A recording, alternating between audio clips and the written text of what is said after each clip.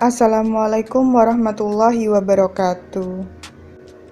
Alhamdulillah, hari ini kita bisa belajar bersama kembali dalam pembelajaran IPS. Sebelum memulai materi hari ini, marilah kita membaca basmalah terlebih dahulu.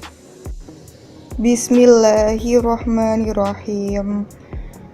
Hari ini kita akan belajar materi tentang perubahan akibat interaksi antar ruang.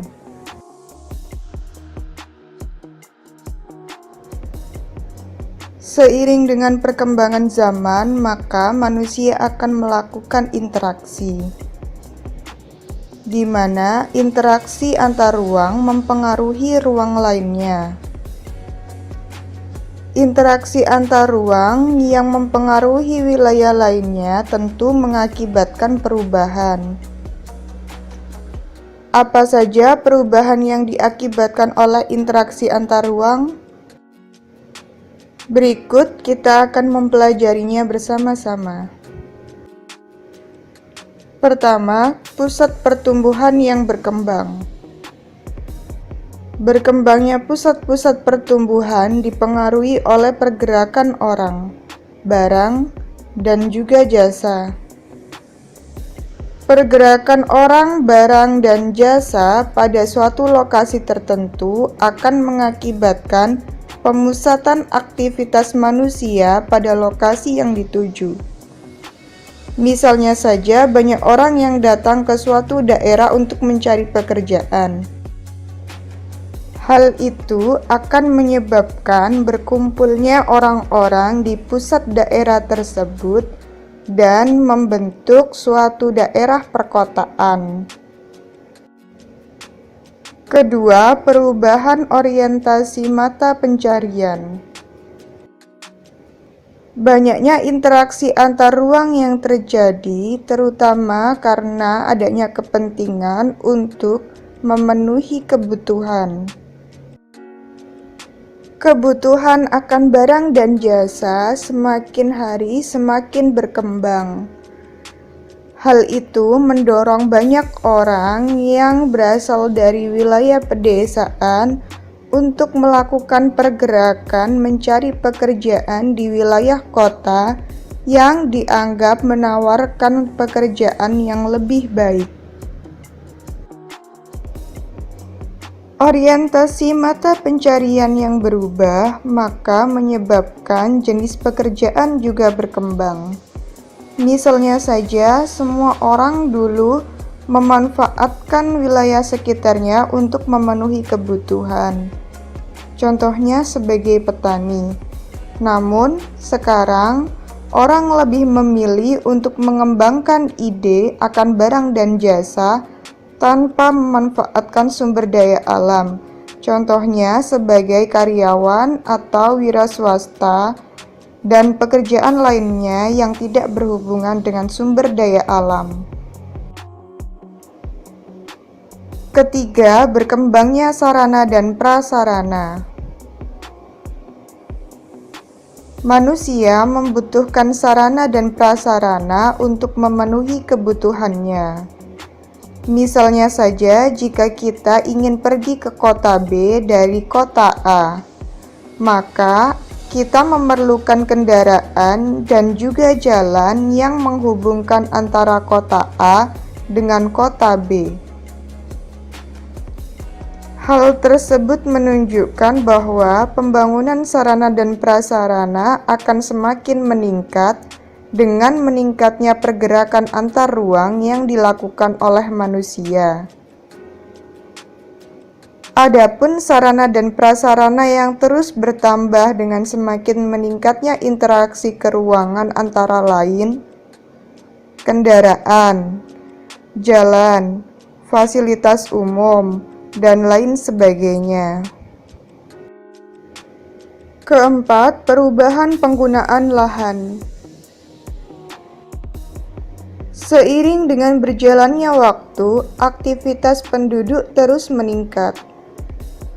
Aktivitas yang terus meningkat ini akan mempengaruhi lahan di sekitarnya untuk melakukan aktivitasnya. pada akhirnya manusia akan memerlukan lahan yang lebih besar untuk menampung aktivitas tersebut. Sama halnya dengan lahan di kota, semakin banyak penduduk yang datang pada suatu kota tentunya akan disertai dengan kebutuhan tempat tinggal. Akibat dari aktivitas penduduk tersebut akan terjadi alih fungsi lahan dari lahan pertanian menjadi lahan pemukiman penduduk. Hal yang sama juga terjadi pada industri perdagangan, jasa, dan lain sebagainya yang memerlukan lahan untuk menampung aktivitasnya. Misalnya saja dahulu lahan A hanya digunakan sebagai lokasi pertanian. Namun seiring perkembangan zaman, lahan A juga digunakan sebagai daerah industri. Untuk mendirikan daerah industri, maka lahan pertanian menjadi berkurang. Dengan demikian, terjadi perubahan penggunaan lahan dari pertanian menjadi non-pertanian. Kelima, adanya perubahan sosial dan budaya.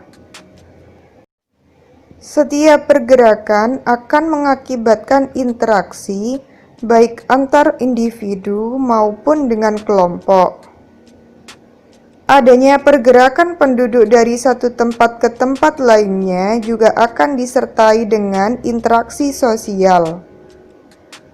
Terjadinya interaksi antar anggota masyarakat tersebut juga akan disertai pula dengan saling pengaruh, baik norma, nilai, atau budaya yang dianut oleh masing-masing individu atau kelompok masyarakat. Saling pengaruh antara penduduk pendatang dengan penduduk asli akan menyebabkan perubahan sosial dan budaya dalam masyarakat. Adapun perubahan sosial dan budaya saat ini terjadi melalui berbagai interaksi, baik secara langsung maupun tidak langsung.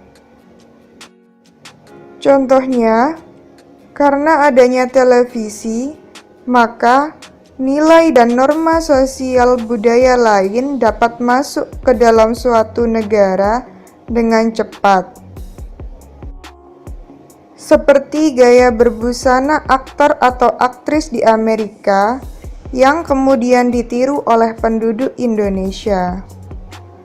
Oleh karena itu, adanya interaksi antar ruang juga mempengaruhi perubahan sosial dan budaya. Keenam, berubahnya komposisi penduduk. Interaksi keruangan dalam bentuk pergerakan akan menimbulkan konsentrasi penduduk dalam suatu wilayah. Adanya konsentrasi penduduk di suatu wilayah akibat interaksi antar ruang ini juga dapat mempengaruhi komposisi penduduknya. Hal ini dikarenakan setiap penduduk tentu memiliki latar belakang yang berbeda-beda. Misalnya agama, status sosial, usia, jenis kelamin, mata pencarian, etnik atau suku, bangsa, dan lain-lain.